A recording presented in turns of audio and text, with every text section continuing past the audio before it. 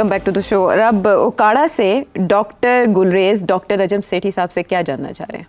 Anti establishment बयानिया जो है ये तो नून लीग का भी हमेशा पहले होता था, जैसे मतलब कि वो स्टेटमेंट ये ख्वाजा आसिफ जैसे बंदे ने दी हुई है, और नवाज शरीफ और मरियम नवाज ने भी मतलब कि दहशत गर्दी है उसके पीछे वर्दी है वाले नारे लगवाए में अपने जलसों में और रायबंड वगैरह में जब ये होते थे अपोजिशन में। तो ये पीटीआई को क्यों ज़रा सा भी ये एंटी इस्टेब्लिशमेंट होने की वजह से सिर्फ जो है ना इतना अताब का निशाना बनाया जा रहा है? मतलब इसकी क्या वजह है कि पीटीआई को मुसलसल 3 साल से किया जा रहा है? मतलब वो तो इतना सवियर बोलते भी नहीं है, मतलब बोटियां नोच लेंगे वाली जैसी स्टेटमेंट जो वजीर दिफा की है वो तो मतलब ऐसी कभी बात नहीं की, मेरा ख्याल में किसी ने भी ऐसे नहीं बात की। तो इसकी क्या वजह समझ में आती है, कोई आप एक्सप्लेन कर सकते हैं? बिल्कुल एक्सप्लेन कर सकता हूँ। आप माजरत के साथ थोड़ी सिलेक्टिव मेमोरी है। खान साहब ने जो बातें कही हैं और जो पीटीआई ने जो जिस किस्म की एंटी इस्टेब्लिशमेंट बातें की हैं और हथियार इस्तेमाल किए हैं, वो मेरा ख्याल है तारीख़ में, मैंने 70 साल की पाकिस्तान की तारीख़ में ऐसे कभी चीज़ इसके करीब भी नहीं आती।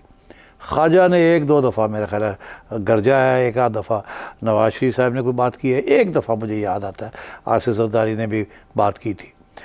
मगर मोस्ट इम्पॉर्टेंट कि ये बात करके तो फिर सॉरी करके और आगे बढ़ते हैं और फिर जाके जब ही पा लेते हैं और in the mean while establishment के अंदर तब्दीली आ जाती है, नए चीफ आ जाते हैं तो ये नए चीफ के साथ गपशप मार के जब भी पा के बह जाते हैं।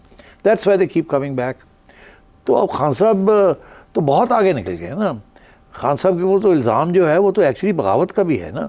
अगर आप शायद पीटीआई के सपोर्टर हैं इसलिए आपका ख्याल है कि नहीं वो तो फॉल्स फ्लैग ऑपरेशन था या आपने कन्विंस कर लिया, ऐसी बात नहीं है। पीटीआई जो पीटीआई ने किया है ये मैंने ऐसी कभी चीज़ नहीं, जो गाली गलोच आपने की है पीटीआई ने, जो खान साहब ने खड़े होके और बातें की हैं आर्मी चीफ़ के ख़िलाफ़, एक्स आर्मी चीफ़ के ख़िलाफ़ भी और करंट आर्मी चीफ़ के ख़िलाफ़ भी एंड सो ऑन, तो ये तो पाकिस्तान की तारीख़ में ऐसी कोई चीज़ नहीं हुई। तो कंपेयर नहीं कर सकते आप। वो एक आध दफ़ा पार्लियामेंट में खड़े होकर किसी ने ख्वाजा साहब ने कह दिया, उसके बाद ख्वाजा साहब लेट गए, तो आप भी लेट जाए ना, तो क्या हो जाएगा? आप लेट जाए, सॉरी कर ले, माफ़ी मांग ले, भाई साहब माफ़ कर दो असी तुहाडे नौकर हाँ, तो चलो गल अगे बढ़ती है। तुसी तो एक गल तो बाद दूजी गल ते आ जाते हो।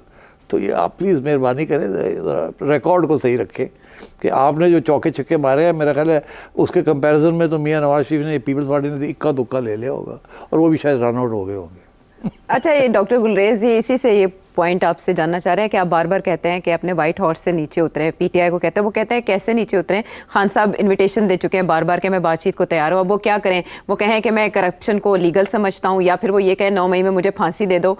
हुकूमत के पास ताकत है तो हुकूमत अपने वाइट हॉर्स से नीचे क्यों नहीं उतरती? आप हुकूमत को क्यों नहीं कहते कि वो आगे बढ़ें और वो बातचीत करें? अच्छा जी, अब आप कह रहे हैं कि जी खान साहब तो वाइट हाउस से उतरे हुए नीचे और वो कह रहे हैं हुकूमत जो है वो वाइट हाउस से नीचे उतरे, यही कह रहे हैं ना आप। और तो एक्चुअली सूरत हाल मेरा ख्याल है 2 हाथ से ताली बजती है। खान साहब कभी कहते हैं मैं हुकूमत के साथ बात करने के लिए तैयार ही नहीं हूँ, मैं तो इस्टेब्लिशमेंट के साथ ही बात करूँगा। तो ये तो फिर खान साहब नहीं ना नीचे उतर रहे, बिकॉज इस्टेब्लिशमेंट ये कहती है हम तो है ही नहीं गेम के अंदर। गेम के अंदर तो गवर्नमेंट है, गवर्नमेंट से बात करें, आगे डिस्कस करें कि अगली इलेक्शन कब होगी, क्या होगा, पार्लियामेंट क्या आए। आप तो पार्लियामेंट में भी नहीं आते एंड सो ऑन। तो ये नहीं सही बात कि जी गवर्नमेंट तैयार नहीं है। देखिए इस वक्त कुछ 2-3 बड़े संगीन किस्म के इल्ज़ाम लगे हुए हैं खान साहब के ऊपर। One of them is of the 9 May and make no mistake about it.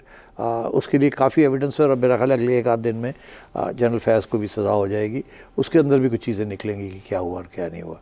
But चले, दूसरी बात ये है कि नेगोशिएशंस इसलिए आगे नहीं बढ़ती कि खान साहब को कोई ट्रस्ट नहीं करता। खान साहब इतने यू टर्न्स लेते हैं कि नोबडी कोई गारंटी देने के लिए तैयार नहीं है। नवाज शरीफ साहब के लिए तो सऊदी अरेबिया ने गारंटी दे दी थी ना, और आसिफ ज़रदारी ने तो अपनी गारंटी दे दी थी खप्पे पाकिस्तान। तो एंड सो ऑन। तो खान साहब is not ready to talk. वो कहते हैं मेरी बात होगी या किसी और की बात नहीं होगी। अभी एक प्रोग्राम मैं देख रहा था कि एक हमारे सहाफ़ी दोस्त हैं, वो बता रहे थे कि खान साहब जिस दिन प्राइम मिनिस्टर बने हैं उसके अगले दिन उन्होंने DGFIA और IB को बुला लिया और कहा कि ये लिस्ट है, ये लोग हैं, इनको पकड़ो, अंदर करो, इनके नीचे निकालो, इनके ऊपर क्या क्या और जेलों में डालें इनको। तो खान साहब तो पहले दिन से इस किस्म की इंतकामी कार्रवाई शुरू करने वाले थे اور آخری پوائنٹ آپ کا کہ یہ لوگ تو سارے کرپٹ ہیں تو ان اور خان صاحب تو بڑے صاف ستھرے ہیں. It's not the case.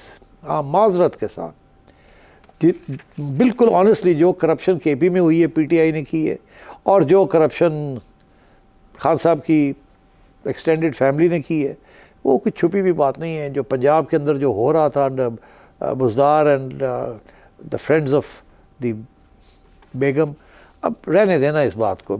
جو بات تسلیم کرنے والی ہوتی ہے اگر آپ وہ تسلیم کر لیں تو بات آگے بڑھتی ہے. اگر آپ وہی نہیں تسلیم کرتے اور یہ کہتے ہیں جی یہ تو چور تھے, اسی صاف ستھرے سنو وائٹ نہ تھے, ایسا کام نہیں چلتا.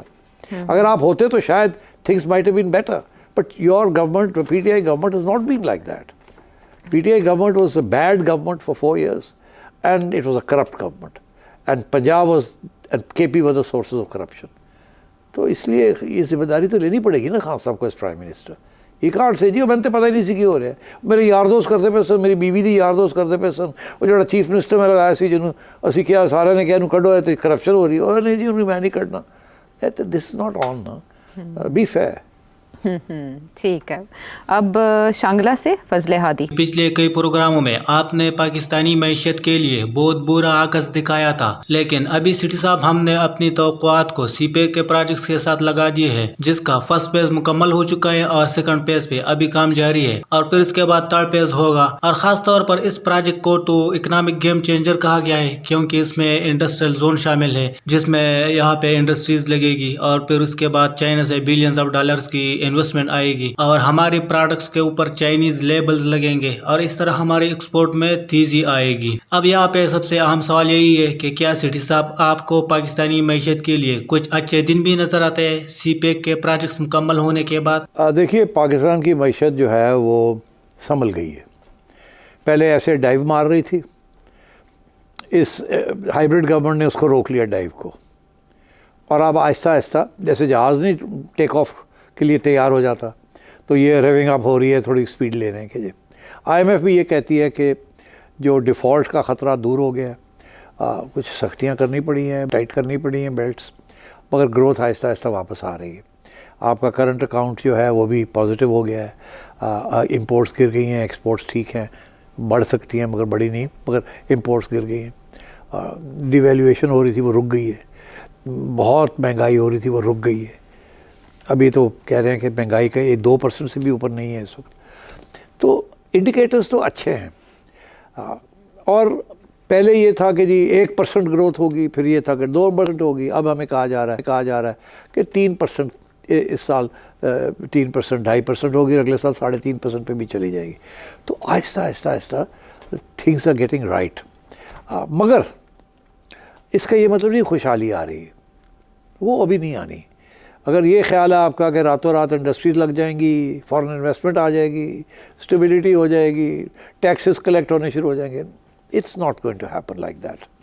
البتہ یہ ہے کہ قطرہ قطرہ در سمندر. مگر اگر ہندوستان کے ساتھ یہ ٹینشن رہی, جو کہ ہندوستان کی کوشش ہے کہ اب یہ سارا وقت یہ ٹینشن رہے, ان کا یہ خیال ہے کہ اگر یہ ٹینشن رہے گی کسی وقت جنگ چھڑ سکتی ہے, تو پاکستان کو اپنے ڈیفنس الرٹنس اور سیکیورٹی کے اوپر اور پیسے خرچ کرنے پڑیں گے.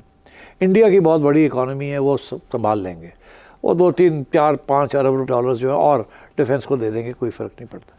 ہمارے لیے پرابلم, اور ابھی already military has asked for an increase. وہ کہتے ہیں کہ ہمارے ڈیفنس بجٹ کے لیے پیسے اگلے بجٹ میں دیں ہمیں. ظاہر ہے پیسے خرچ ہو گئے نا اب, اس کے باوجود کہ چائنا آپ کو ادھار پہ دے رہا ہے بہت کچھ, ہتھیار بھی دے رہا ہے سب کچھ, مگر at the same time I think اب ٹائٹ تو کرنا پڑے گا. آج کی خبر تھی کہ فیڈرل گورنمنٹ نے کچھ پیسے کاٹ لیے ہیں پروونسز کے نیشنل فائنانس کمیشن ایوارڈ کے. وہ کہہ رہے ہیں کہ آپ نے یہ پیسے دینے تھے, یہ پیسے دینے تھے, آپ نے دیے نہیں, ہم نے آپ کے پہلے ہی پیسے ہی کاٹ لیے جو ہم نے آپ کو دینے ہیں, اس میں سے ہم نے کاٹ لیے. اور اب پروونسز کے اوپر بھی پریشر آئے گا کہ آپ مہربانی کریں, پیسے جتنے پہلے ملتے تھے نہیں ملیں گے, ہم نے ڈیفنس کو دینے ہیں, یا پھر ٹیکسز اور بڑھانے پڑیں گے, جو کہ آلریڈی لوگ رو رہے ہیں اس کے اوپر. اور تو میں سمجھتا ہوں کہ بیلٹ ٹائٹننگ کا پھر وقت آ گیا ہے, اور ہو سکتا ہے کہ گروتھ جو ہے وہ تھوڑی دیر کے لیے رک جائے. اس کی وجہ یہ ہے کہ ڈیولپمنٹ جو ہے, جو ایکسپینڈیچر جو ڈیولپمنٹ کے لیے ہوتا ہے وہ کم ہو جائے گا, کیونکہ ڈیفینس کے لیے جانا پڑے گا. ڈیولپمنٹ ایکسپینڈیچر جو ہوتا ہے وہ پروڈکٹیو ہوتا ہے, ڈیفینس ایکسپینڈیچر ان پروڈکٹیو ہوتا ہے. It's like consumption. تو we'll have to give another billion I think to the defence of Pakistan. اور اب تو اس پہ کوئی شک ہی نہیں ہے نا کہ you need to do that. جو دشمن ہے وہ تو کہہ رہا ہے کہ میں تو کسی وقت چڑھائی کر سکتا ہوں, اینڈ اس کی تیاری کر رہا ہے وہ. سو آئی تھنک اکانومی اسٹیبل ہو گئی ہے. اب چڑھنے لگی تھی تو یہ ایشو انڈیا کے ساتھ کھڑا ہو گیا ہے, جس کی وجہ سے اب پھر سٹالنگ ہو جائے گی, اور اب ریسورسز جو ہیں ڈیفینس میں دینے پڑیں گے. اور تھریٹ آف وار جو ہے اس کے اندر ڈیولپمنٹ نہیں ہو سکتی. کوئی پیسہ لگانے کے لیے تیار نہیں ہوگا اگر یہی فکر ہوگا کہ جی کسی وقت بھی انڈیا کے ساتھ جنگ ہو سکتی ہے. آپ نے دیکھا کووڈ کے زمانے میں اچھے خاصی چیزیں بند ہو گئی تھیں. ابھی میں چھوٹی سی آپ کو بات بتاتا ہوں, پولیٹیکل انسٹیبلٹی جو ہے وہ بھی آپ کو تنگ کرتی ہے, اور پولیٹیکل انسٹیبلٹی بھی بالکل سرفیس پہ ہے.